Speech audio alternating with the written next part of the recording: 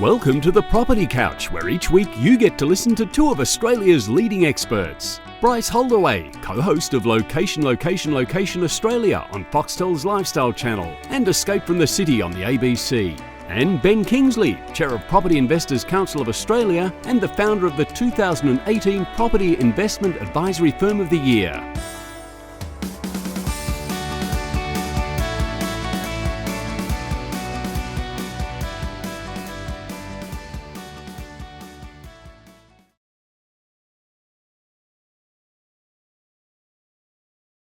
All right, folks, you're on the Property Couch, where each week Ben and I bring you the insider's guide to property, finance and money management. Hello, Ben. G'day, mate. How are we? I'm super well, thank you. What about yourself? Yep, terrific. Going well. Okay, firsties today. First home buyers. Yes. Nice. Now, there's a little bit in it for firsties, but I always think that if you're not in that segment, there's still lots to absorb and take in at this point, because it's an interesting segment of the market, but to see what the challenges that they're facing, I think it's good awareness for those who aren't in that particular space to tune in and listen to what we have to say today. Bit of a theme today, Bryce. We have, because we've actually got some really some new questions that have come through, and we thought we'd sort of batch them, Ben. Yep. Along the lines of the first step on the ladder, folks. A couple of weeks ago on my RBA announcement, I did talk about how firsties are back in the market. In fact, 19.7, if I recall, % of the market's now firsties. The highest it's been in 7.5 years, Bryce. Look at you showing off your stats. There you go, hey? Well done. There we go. For those of you that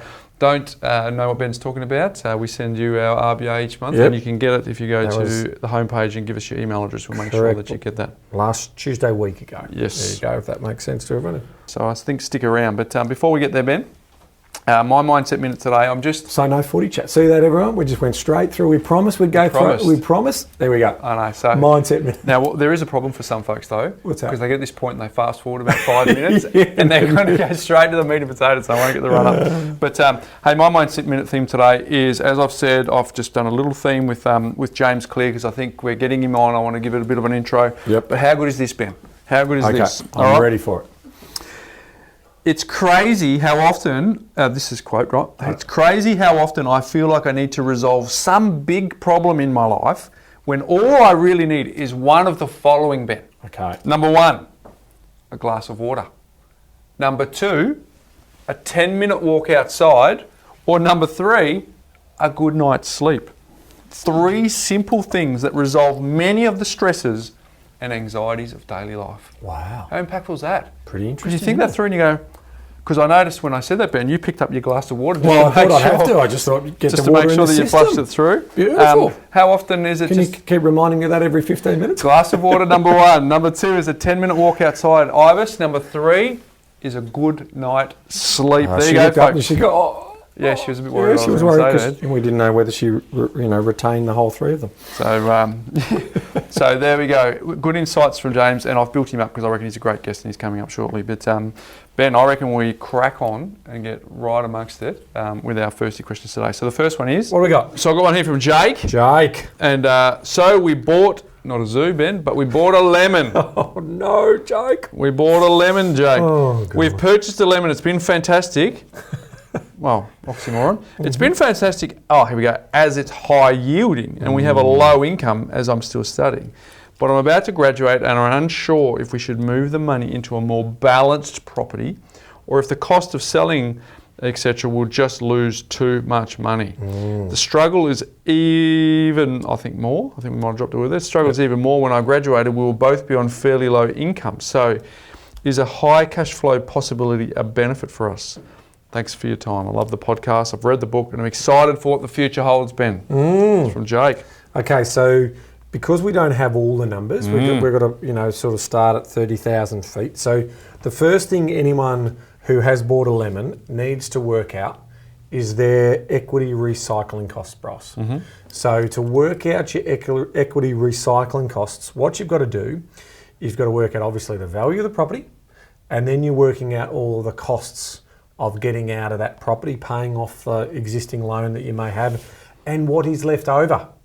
Now, if that amount is not sufficient enough to then have reinvested, then now may not be the time. Even if you may want to get out, it may not be the time. So the first thing is you look at that. The 3 big things you always look at is recycled equity, and then look at, so there was a couple of clues in here about cash flow. So what can my cash flow allow us, given we're both going to be on lower incomes? That might only be for the short term. So he's studying, so they might be graduating and then moving up the ranks and then earning higher incomes later. So I'm very happy, Bryce, for people to buy higher yielding properties with some growth prospects, not something that's just going to be higher yielding like a studio apartment, but never grow in value. And then borrowing power comes into that story, right? So I started when I was 23, and that property did set me up for the future properties that I bought. Now, I made the big mistake. I sold that property from some bad tax advice. Just listen to a previous episode on that. That's now, I'm up to about 700,000 in losses on that property so far, Bryce, for selling that beauty when I didn't need to, when no one told me about basically releasing equity out of property when I was quite young and naive. So that's why we're sharing this message with you. So my view is, if it is an absolute lemon and you're in a position where you can recycle out of that because the prospects of future capital growth in that location are poor, then it would be part of that story. But if my situation is I cannot then do anything with the money that I have after that, then it may be worth holding on to it until there is potentially a spike in values in that location.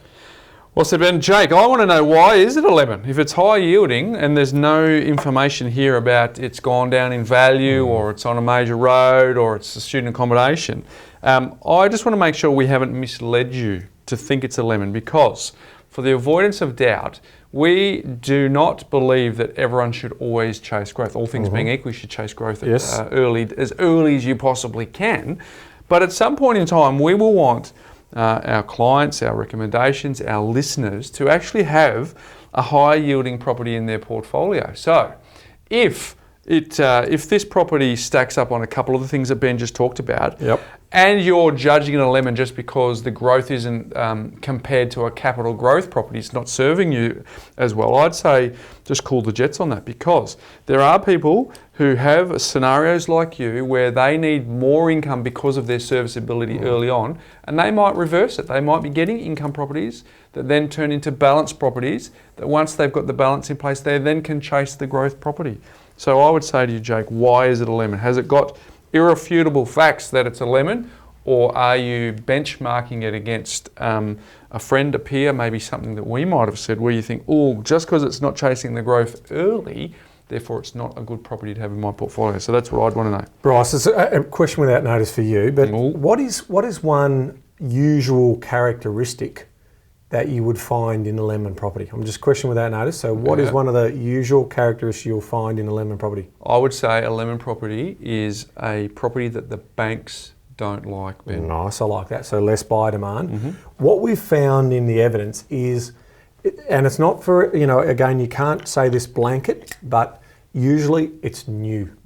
If a property is new, usually that is the strongest characteristic we find in its underperformance. So we know we talk on about it, but it's usually off the plan, house and land packages. Have we said that before? Just a couple of times. Yeah. So that's what it is. So if everyone says, so a great question, how do you know it's a lemon? Because if it's an existing property that you've bought, it may not be a lemon. It may not be priced at that premium end of the market, which is where most new properties are priced. Or again, most people who chase yield are buying assets that have no owner-occupier appeal. So it's only going to be ever resold to another investor. And that means it's usually going to have poor capital growth. Yeah, because I've got a property in my portfolio, Ben, that fits that description. Yes. It's high yielding. Yes. And it does have moderate growth too. Yep. So, but I don't necessarily think it's a lemon. Yeah, there we go.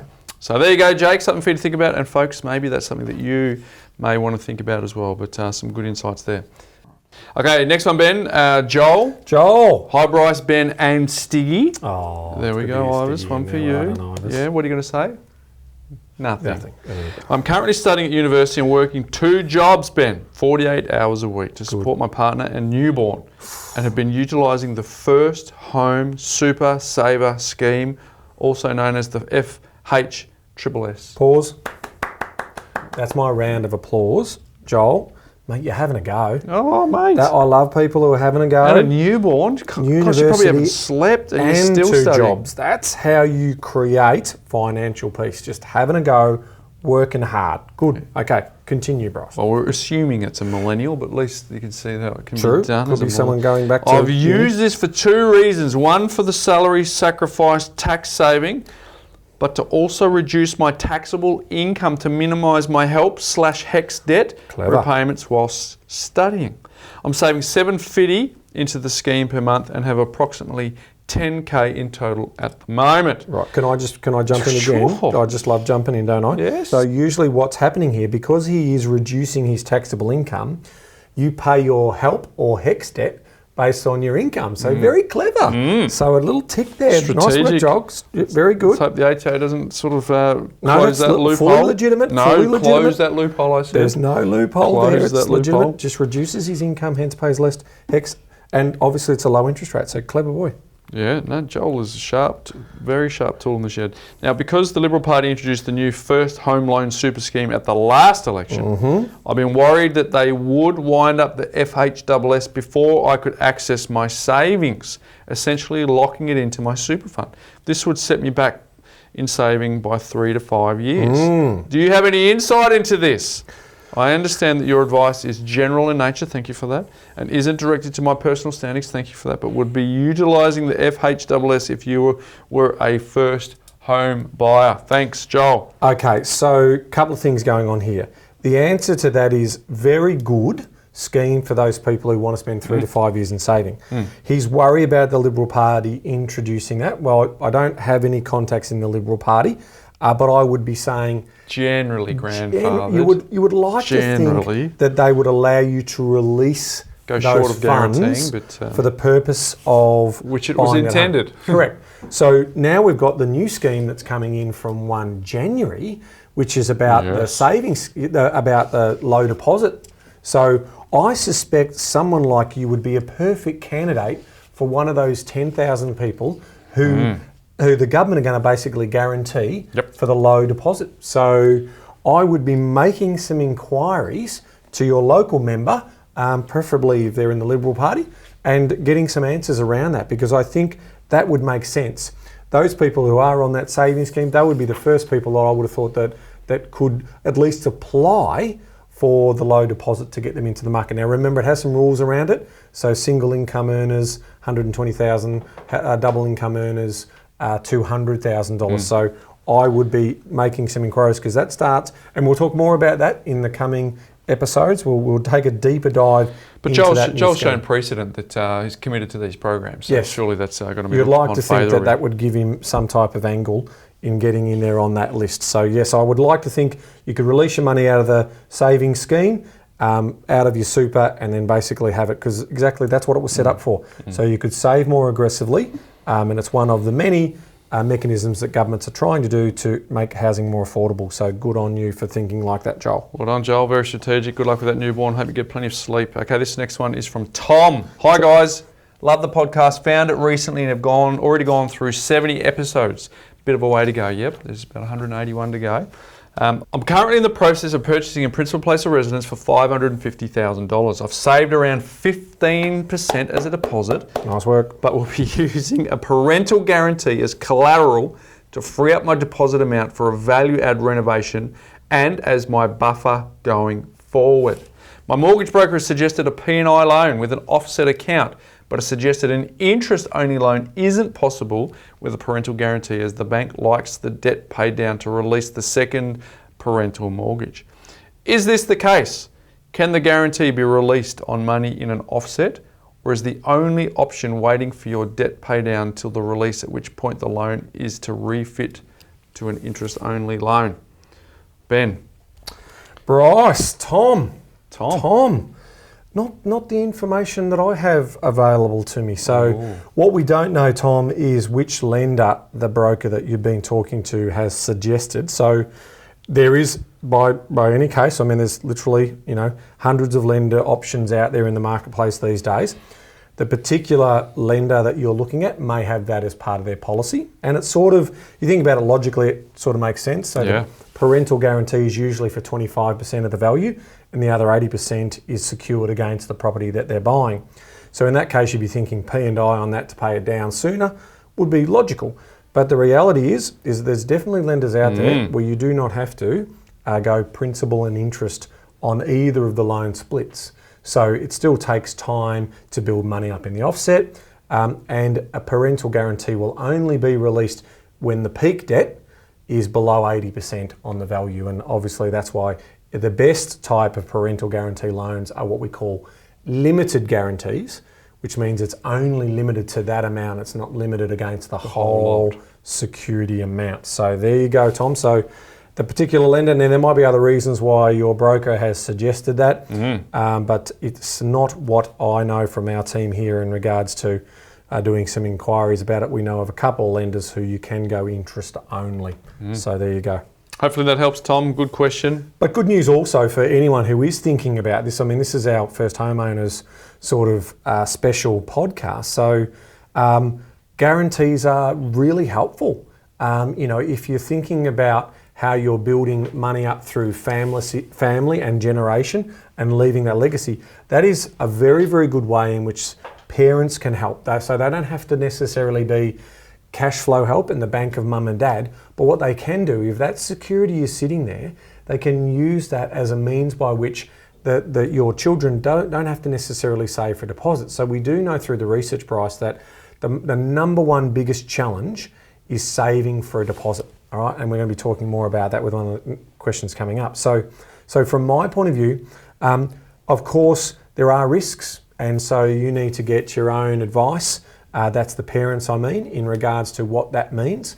But these days, there's lots of good information out there where you can do some reading around what parental guarantees are. So I would always say to people, if this is a way in which you want to get your children into the property market without necessarily giving them a cash gift, you can do so in doing this through this type of arrangement where it's security. So they're using the equity in your property, and then they're still releasing that money as a loan, but the person who pays that loan back is the borrower, which is the first home buyer, whether it be a single or a couple, and then over time they will pay that down, the value of the property will go up, and then the parents' equity will be discharged, and nothing to see here. So certainly something to consider if you're wanting to help your kids get in the market, but understand the risks and the rewards associated with that.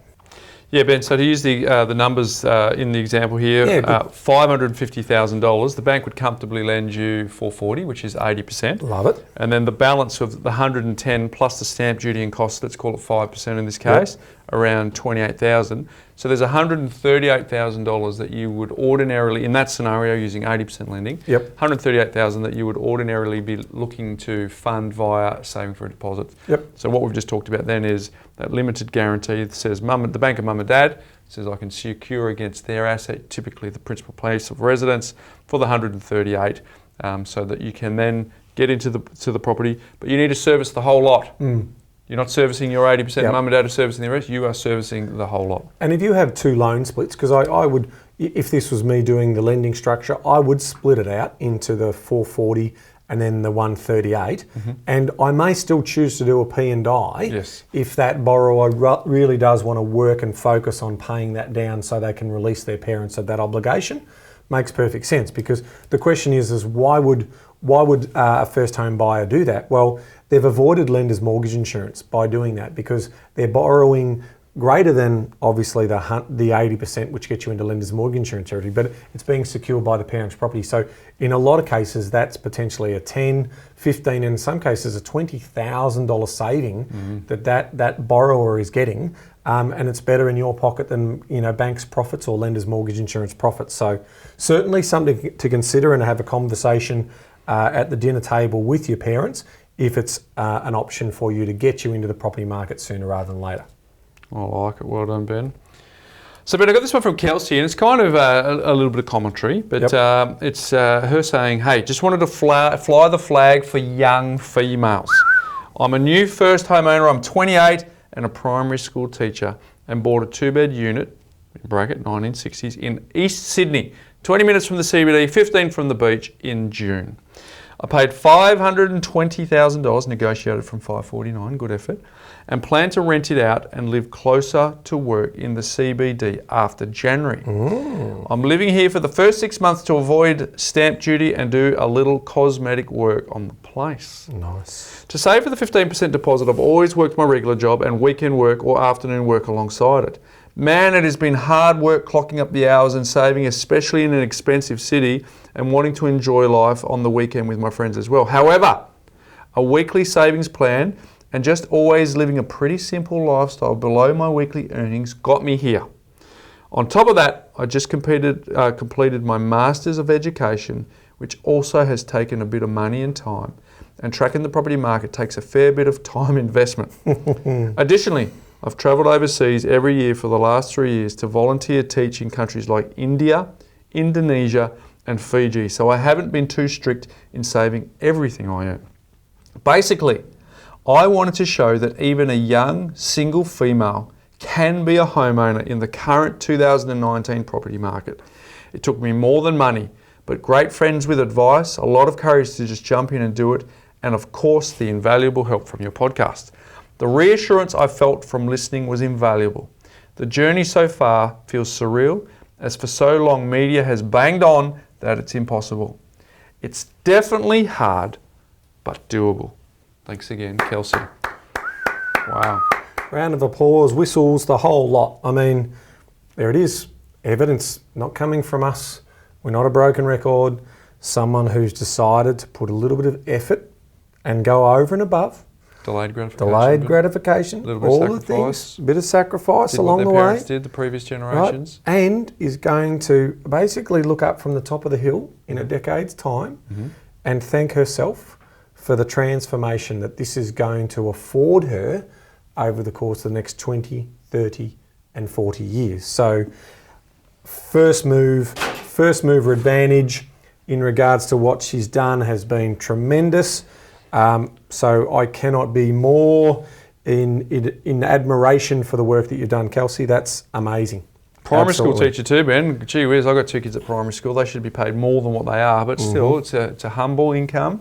And I think if Sydney, eastern suburbs. Sydney, gosh. There we go. And I think that if you want to get more inspiration, we did an episode with Courtney Teray. She was a young person who got on the property ladder. But thanks for sharing this with us, Kelsey, because it does give people hope and encouragement that here's the deal, if you want to invest in your lifestyle, generally you can't invest in property at the same time when you're trying to put your foot on the ladder. It's just a fact. Unless you have got parental guarantees, you have opportunities where you don't have to save a deposit, which for the majority of people, they're self-funded into their first property bid.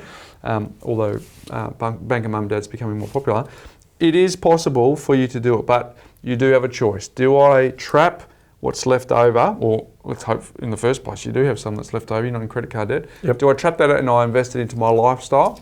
Or do I trap what's left over and put that into bricks and mortar? And in Kelsey's case, she's done that, as well as a few Weekend after trips as well. Here's the deal, right? Every hour you're working, you're earning. Every hour you're working, you're not spending. True. So if That's you one way to look commit at your it. time where you're not out spending, So there's Uncle Ben's advice. so just every just hour you're work working, every hour you're not that you're awake. spending. Yep. Every hour you're not spending, you're saving. Yep. There we go. I like it. So Kelsey, thanks for sharing that with us, and hopefully you can be an inspiration to other women who are young, who are trying to do a similar thing to what you're doing. Well done. All right, Ben. Next one is from Ryan Kennedy. Ryan Kennedy. I am 23 with roughly $36,000 in the bank. It's a good effort at 23, Ryan. I will start full-time work in my graduate role at the start of 2020, and I'm hoping to buy an investment property within the year. What is the best way to get ready for my first mortgage? Should I get a credit card to improve my credit history, as I've never required one to date? Or are there any other recommendations to make my case more appealing to the banks? How long in advance of a purchase should I contact a mortgage broker? And would it be beneficial to start a discussion with them before I am ready to purchase? Thanks for all the great content. About halfway through all the podcasts, and I found them incredibly beneficial. Thank you, Ryan. Good question. Yeah, some great How do you kickstart questions. yourself on not the property ladder, but the finance ladder? So, I mean, there's so much good stuff going on in here in terms of when should you be making those inquiries and what you should be doing. So, my first view on this is around the credit card. and just explaining to young players, the Australian credit environment has moved from a negative credit score when we've now moved to what we call positive credit scoring. So as part of that, this credit score can be out of 1,000, and so you want to have your positive credit score in the realm of 800 or above. So part of how we've moved to this positive credit score is the banks are sharing that information amongst each other now, right? So credit scoring and how you track and organise and manage your money is going to be now more availably known to most lending institutions if you're going to apply for any type of credit with them. So how do you do that? So to get a good credit score, it's now advantageous to potentially have some type of banking or credit story history. So getting a credit card or a debit card can potentially help in that. So where do you get scored down though is the limit on that card and your skill in being able to manage that card. So if I was trying to improve my credit score, what are my steps? Well, the first step is to apply for your own credit file, because you can get your credit information completely free. And what will be on that credit file might be things like applying for a phone or applying for utilities or bills or things like that. So you should be able to work out exactly what your credit score is, because they will send that information. Now you can pay if you want to get instant information in that respects, or you can wait and it can be mailed out to you. Now in Ryan's particular case, he doesn't need it in a hurry. He's not making a decision before 2020. So get on so My Credit File or any one of those credit file sites, give you details. You have to usually give a credit card, a driver's license and your details and your address, and it will be posted out to you. And then you'll see that. Now, if your credit score is low or there's some transactions on your credit file that you're not sure of, then you need to make contact with them and say, well, I don't believe this is correct. If it's sitting comfortably, then you may not need a credit card at all. They may have enough history on you and you've got a positive history. But if you do have to move the dial on your credit score, getting a small credit card, adopting it as part of the Money Smart system, Bryce, which we do believe in 55-day interest-free credit cards, and taking advantage of that. And who knows, maybe it's a rewards card. So you're also building up where you can get some little gifts. So yes, that's definitely an option for you. So I wanted to focus in on credit scores, and now that we've moved to a positive credit score environment, being very fastidious around managing your credit file, paying your bills on time is going to impact in terms of your future prospects of getting money. I like it, Ben. So I would say to you, Ryan, I would 100% support what Ben said, but beware because credit cards can be the devil's tools, Ben. Because if you've openly said here that you haven't needed it through your role and you've saved 36,000, so clearly there's some diligence to what you're doing. But I guess there's a message to the community. Credit cards make a terrific servant and an awful master. And so it's the chipping away at making. So if you don't pay it off on time, and then at first it stings. But then the next month it stings a little less, and before you know it, you could get down a point where you become immune to the fact that you have an outstanding balance. So what Ben just said was true, but I would certainly put in a very healthy beware around that. You haven't had one before, and in the wrong hands, they are just awful things to have. So they are very true. So now when should you contact the broker and sit down and have that conversation about your borrowing power potential and what you can potentially afford to purchase? My rule of thumb is 6 months. So 6 months out from hopefully the date that you will be settling. Because if you think about that, usually to buy a property, there's a 30, 60, 90-day settlement period. It can take up to a couple of weeks to get your pre-approval through or your conditional approval through. So getting that knowledge about 6 months out in terms of what you might need to strive towards, giving yourself a goal in regards to what sort of deposit that you need to achieve that milestone, then absolutely that's what I'd be looking to do. So 6 months for me is the time that I'd be making those inquiries to pick my best mortgage broker. And in some cases, if you're not quite sure, you can shop around, have a couple of conversations, maybe go to a bank direct, listen to what they have to say, and then potentially get a broker. So I'm agnostic in regards to who you use, but definitely get educated around 6 months out, which gives you around 3 months before you start to negotiate on a property. And hopefully we'll see you, Ryan, into your very first investment property at the tender age of 23 or 24. 24, yeah. Well, good luck with graduating this year, because it looks like the graduate role starts next year, Ben. Yep. And based on the 6 months, it's probably worth having a little sneaky conversation now. But an investment savvy mortgage broker. Beautiful. All right, thank you for that, Lisa Stokes. Hey guys, first of all, I'd like to say how thankful I am for you taking the time to make the show and share your wealth of knowledge. A friend of mine had turned me onto your podcast, and I can easily say without it, I would have already made a horrible investment mistake. Thank you to your friend, and I'm glad that it's worked for you, Lisa. I'm working my way through your episodes, and I'm still quite far behind. My husband and I started saving a bit late in life, but wound up with 50K in the savings. I'm very conscious of preparing for our future now and want to use property investment as a means to do that. Not that long ago, I listened to one of your episodes where you had mentioned getting started with 50K, Ben. Mm-hmm. Is that still possible? I have a completely open mind to investing, and there are areas where you can still get properties at lower prices that can provide growth? ? My question to you is, in this day and age now, can you only get started when you have over 100K for the deposit, or is it still possible to start with around 50K? So that question stems from the idea of how big a deposit do you need? So a lot of people think that you can invest in property when you have a 20% deposit, right? And then avoid the mortgage insurance. So some people will avoid mortgage insurance, but that means they could be saving for years and years and years. Problem with that is, for first home buyers, is the value of the property that they wanted to buy in the location that they wanted to buy it in could move quicker than they can save. If this is investing in property, which is a little bit different, how much is enough? Now, I bought properties with only a 5% deposit, Bryce, and I have paid the lender's mortgage insurance in getting into those particular properties. So if I was to times that out, say at a $300,000 or a $350,000 investment property, now people are going, what can I buy for $350,000 these days? Well, you can still buy property in good areas, in built up regional towns, in other areas. You can also buy one bedroom pub, whatever that looks like in different capital cities around Australia. It is plausible.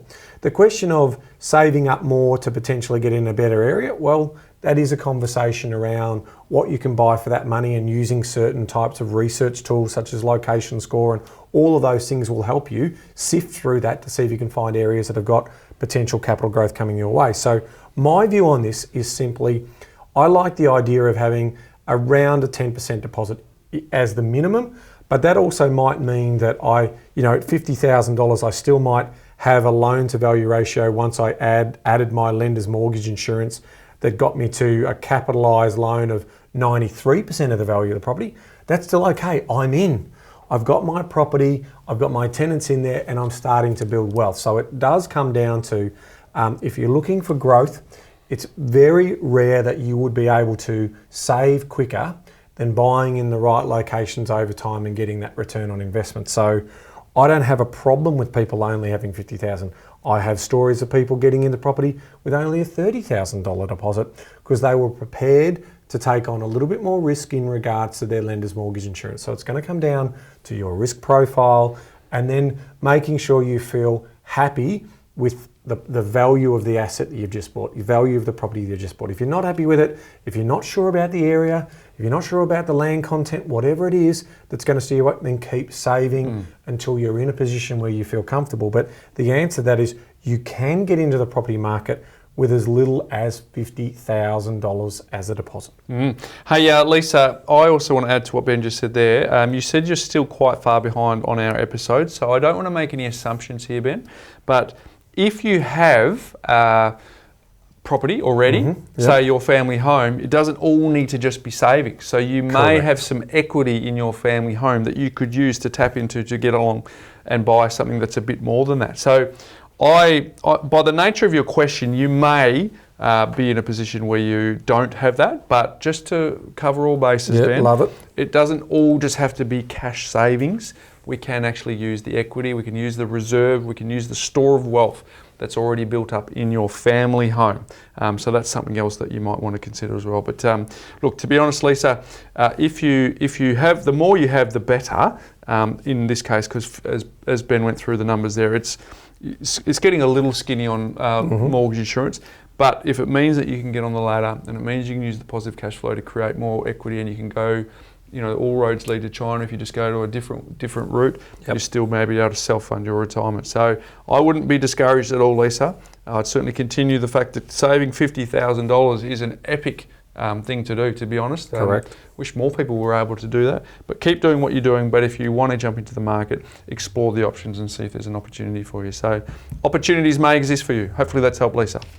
All right, hopefully that's been beneficial, Ben. Let us know, firsties, we want to know, is there any other stuff that you want us to cover that might provide you a framework to help you going forward. But my life hack today, Ben, is from Tim, who's a listener of ours. Oh, great, all right. Tim. Now, what have you got for us? He's got a very, very good way of getting 30 minutes of exercise in only 20 minutes.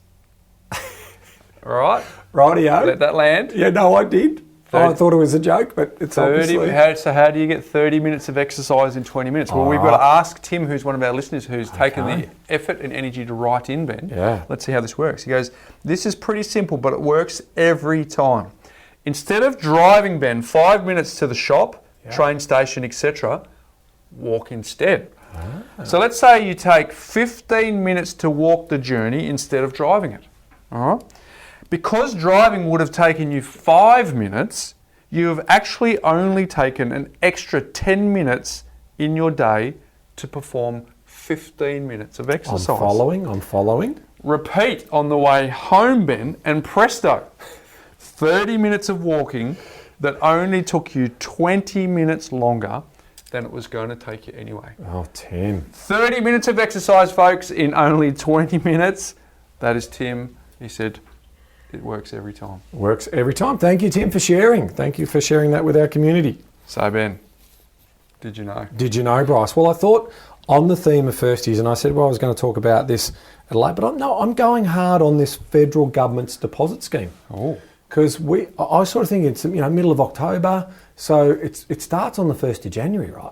So the reality is we need some more information on it. So I'm just going to share for those people who aren't aware, but the federal government is going to introduce a program where you only need 5%, Bryce. 5%. And remember, we were just talking about, what's the deposit amount that you need, 50 grand. I finally got that out there, didn't I? Yep. So what the government's going to do is they're going to guarantee the remaining 15% so the borrower doesn't pay lender's mortgage insurance price. Boom. So it's only available to 10,000 borrowers each year. However, the government has said if it's proven very popular, they may extend that out a little bit. Now, you may want to know who's going to administer this, and this is in the show notes, but it's the National Housing Finance and Investor Corporation who are basically going to administer this, because we're still waiting on a little bit of the detail, and as soon as we know, we'll get that out there. But what we do know, it's for single people on incomes lower than $125,000 or households combined income of $200,000 or less. So by way of example, if you had a $400,000 property you were going to buy, you only need a $20,000 deposit, because that's 5%. Yep. Now, what that would save you in standard lender's mortgage insurance is $12,768. So we've talked about the bank of mum and dad and using parental guarantees. This is also a potential opportunity for firsties to get into the market across Australia. That's why I know it's going to be popular. It is. Because it's going to have those savings. And if the market's moving, Bryce, it's a good time to get in. It is. So there you go. You don't have to save huge deposits, because we also know through a lot of research that the number one barrier outside affordability, because everyone wants to live in the best suburbs in the country and want to live there today, is saving for a deposit. So this is one of the levers that the government is introducing, and we've talked about others on other podcasts, such as the shared equity schemes, where state governments are looking at that. So if you're not sure if your state government's doing a shared equity scheme, contact your state government or contact your local minister and say, why aren't we doing shared equity schemes? Because that's also going to help people who are on low incomes get into the property market. And that's, we're about investing, you bet, but we also want to see everyone who wants to get into property over time being able to get into property. And this is another way in which you can get into the property market sooner rather than later. Nice one, I like it. There you go, Firsties. Hopefully that's been offering you some help. As I said before, let us know if there's anything else that we can help you with. But Ben, it's been fun. It has been fun, and until next week, Bryce, knowledge is empowering, but only if you act on it. Well said. See you next week, folks. Hey there, folks. Bryce Holdaway here. Before you go, if you're new to our community and only listened to maybe a handful of episodes, I thoroughly recommend that you go all the way back to episode number 1, where we unpack all of the foundations when it comes to property investing. Now, for those of you that might be a little bit time poor, I've got good news for you. We have a binge guide that you can download straight away, which summarizes the first 20 episodes where Ben and I unpack the foundational pillars of the A, B, C, D, and so much more. And you can get that straight away. If you go to thepropertycouch.com.au/TPC20, you can download it and consume it whenever you want. It's completely free and available now. And for those of you, just a quick reminder that nothing we've spoken about today constitutes financial advice. We recommend that you reach out to your licensed professional advisor so that you can look at your unique circumstances before acting on any information. Now don't forget, go to thepropertycouch.com.au/TPC20 and get your binge guide today.